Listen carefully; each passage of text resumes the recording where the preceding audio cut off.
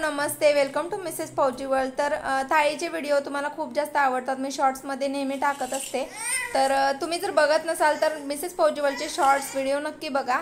तर आज आपण बघणार आहोत अर्ध्या पाऊण तासामध्ये मी पूर्ण स्वयंपाक कसा बनवते। तर खूप साऱ्या टिप्स आणि ट्रिक्स आहेत आणि आदिराजला बघत बघत मी स्वयंपाक कसा करते याबद्दलचा हा व्हिडिओ डिटेल व्हिडिओ आहे। तर इथे आजचा मेनू आहे चण्याची भाजी। तर चण्याच्या भाजीचा पूर्ण डिटेल रेसिपी सुद्धा मी सांगणार आहे। सगळ्यात आधी मी हे चणे दुपारी म्हणजे 12-1 वाजता भिजत घातले होते आणि आता सकाळी संध्याकाळी 5:30 वाजता मी हा व्हिडिओ शूट करते, जेवणाची तयारी करते संध्याकाळच्या। तर सगळ्यात आधी मी कुकर लावून घेते। तर शक्यतो मी कुकर लावताना भात आणि सोबत जे काय असेल चणा किंवा डाळ तर ते एकदम लावते, पण फौजींना कुकरमधला भात आवडत नाही म्हणून मी आज पातेल्यामध्ये भात शिजवणार आहे आणि टाइम मॅनेजमेंट सगळ्यात महत्त्वाचं आहे।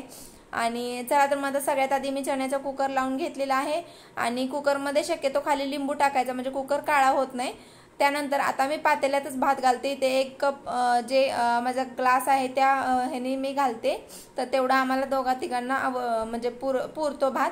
तर मला पण जास्त भात आवडत नाही आणि आयुष तर अजिबातच खात नाही, त्यामुळे तेवढा भात पुरतो। तर तुम्ही तुमच्या फॅमिलीनुसार म्हणजे कमी जास्त घालू शकता आणि वेळ थोडासा कमी जास्त लागू शकतो। तर शक्यतो कुकरमध्ये घातलं की पटकन होतं। तर मी आज इथे पातेल्यात भात घालते। एका गॅसवर कुकर लावलेला आहे, पटकन एका गॅसवर मी भात घालते। त्यामध्ये नमक टाकले। तर कुकर आणि भात होतोय तोपर्यंत इथे मी भाजीची तयारी करून घेते। तर चण्याला शक्यतो 4 शिट्ट्या द्याव्या लागतात आणि त्या म्हणजे व्यवस्थित शिजतात। तर 4 शिट्ट्या झालेल्या आहेत आणि तोपर्यंत मी इकडे कांदा, मिरची आणि टोमॅटो चिरते। तर तुम्हाला जर जास्त वेळ नसेल चिरण्यासाठी तर तुम्ही मिक्सरला पेस्ट देखील करू शकता, पण ते चण्याची भाजी एवढी चांगली नाही लागत। शक्यतो काळ्या चण्याची भाजी करताना कांदा बारीक चिरूनच घालायचा, तर भाजी छान होते आणि जास्त कांदा घालायचा। मी ते 3 मीडियम साईजचे कांदे घेतलेले, एक थोडासा छोटा आहे। तर 3 मीडियम साईजचे कांदे, 1 टोमॅटो आणि 2 हिरव्या मिरच्या घेतलेल्या आहेत। हिरव्या मिरच्या उभ्या स्लाइस करून घ्यायच्या आहेत, थोड्याशा कट करून, आणि कांदा एकदम जेवढा तुम्हाला बारीक कट करता येईल तेवढा बारीक चिरून घ्यायचा आणि टोमॅटो देखील बारीक कट करून घ्यायचा आहे। तर इथे मी कांदा, टोमॅटो आणि मिरची व्यवस्थित छान चिरून घेते आणि इथे मी अजिबात कट किंवा स्प्लिट केला नाही, व्हिडिओ पूर्ण व्हिडिओ दाखवलाय। फक्त एवढंच की खूप मोठा व्हिडिओ होता, 30-40 मिनिटाचा व्हिडिओ आहे हा, त्यामुळे मग थोडंसं फास्ट फॉरवर्ड केलेलं आहे आणि 8 ते 9 मिनिटांमध्ये हा व्हिडिओ आपला संपून जाईल। तर तुम्ही व्हिडिओ पूर्ण शेवटपर्यंत नक्की बघा आणि इथेच लगेच मी क्लीन करते। शक्यतो आदिराज असतो त्यामुळे हे क्लिनिंगचं एवढं जमत नाही मला, पण आज व्हिडिओ करते आणि आदिराज थोडासा खेळत होता कारण आयुष घरात आहे त्यामुळे आयुषच खेळायला गेलेला नाही। तर त्यामुळे मग थोडंसं मी करते साईड बाय साईड क्लिनिंग सुद्धा। तर इथे कांदा, मिरची आणि टोमॅटो चिरून झालेले आहे। पटकन मी कणिक मळून घेते। तर कुकर थंड होईपर्यंत आपली कणिक देखील मळून होईल आणि कांदा टोमॅटो पण आधीच चिरलेला आहे। तर कुकर आता साईडला ठेवते। इथे मी कस्टर्ड बनवणार आहे। तर आमच्याकडे म्हणजे माझ्या घरी शक्यतो 2-3 दिवसातून एकदा तरी स्वीट बनतं आणि शेवयाची खीर खूप जास्त आवडते आम्हाला। शेवयाची खीर किंवा कस्टर्ड किंवा असं काही ना काही, लौकी असेल तर लौकीची खीर, असं काही ना काही गोड बनतच असतं। तर त्यामुळे मी आज बनवते कस्टर्ड। तर बदाम शेकचा पूर्ण डिटेल व्हिडिओ काही दिवसांपूर्वीच मी अपलोड केला होता, सेम तशीच रेसिपी मी फॉलो केलेली आहे आणि ते मी बनवले कस्टर्ड। तर चला तर मग आपला भात पण कस्टर्ड होईपर्यंत शिजलेला आहे। साधारण 25 मिनिटं झालेले आहेत साधारण। तर एवढी माझी तयारी, बऱ्यापैकी स्वयंपाक झालेला आहे। आता इकडे मी भात उतरून त्याच गॅसवर दूध ठेवले, दूध उकळायला ठेवते। तर आता आयुषला आणि आदिराजला दूध द्यायचं आहे। तर कस्टर्ड पण झालेलं आहे आपलं, 5-10 मिनिटं कस्टर्ड छान शिजलेलं आहे। आता गॅस बंद करून मी कस्टर्ड देखील काढून घेते। कुकर थंड झालाय, आता पटकन आपण भाजी बनवून घेऊया। तर चण्याची भाजी बनवण्यासाठी सगळ्यात आधी लोखंडी कढई घेतली, थोडीशी जास्त बनवते मी, जास्त क्वांटिटीमध्ये, त्यामुळे मोठी कढई लागते। तर माझी ही लोखंडी कढई मोठी आहे, बाकी दुसरे जे पॅन आणि दुसरी कढई ती छोटी आहे, त्यामुळे मी शक्यतो लोखंडी कढईमध्ये बनवते चण्याची किंवा अशी कोणती भाजी। तर चला तर मग इथे 2-3 चमचे तेल घातलेले आहे। मी सरसोच्या तेलामध्ये सगळ्या भाज्या बनवते। तेल व्यवस्थित गरम करून घ्यायचं, त्यानंतर जिरं टाकलेत, साधारण 1 चमचा जिरं टाकलेलं आहे। त्याच्यानंतर हिरवी मिरची आणि बारीक चिरलेला कांदा, हिरवी मिरची आणि बारीक चिरलेला कांदा थोडासा भाजून घ्यायचा 2 मिनिटं हाय फ्लेमवर। त्यानंतर कांदा आणि टोमॅटो पण टाकणार आहोत, त्यामुळे लवकर भाजण्यासाठी मी थोडंसं मीठ टाकले। इथे मी भाजीच्या अंदाजानेच मीठ टाकले, डबल ते जास्त होण्याची शक्यता असते म्हणून। तर तुम्ही थोडंसं टाकून परत टेस्ट करून म्हणजे ॲडजस्ट करू शकता नमक। तर मी ते जेवढं मला भाजीला म्हणजे मला अंदाज आहे तेवढं मी भाजीला नमक टाकलेलं आहे। त्यानंतर टोमॅटो देखील घातले।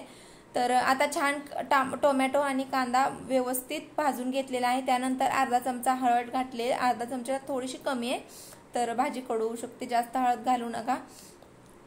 त्यानंतर इथे टाकले मी 2 चमचे लाल तिखट। तर लाल तिखट हळद छान परतून घ्यायची। त्यानंतर मी ते धने जिरे पूड टाकलेली आहे। इथे मी धन आणि जिऱ्याची पावडर मी घरीच बनवली आहे, ती टाकलेली आहे आणि ती साधारण अर्धा चमचा अंदाजे टाकले। त्यानंतर आता हे सगळे मसाले आणि हे सगळं कांदा टोमॅटो भाजून झाल्यानंतर हे आपण शिजवून घेतलेला चना टाकलेला आहे।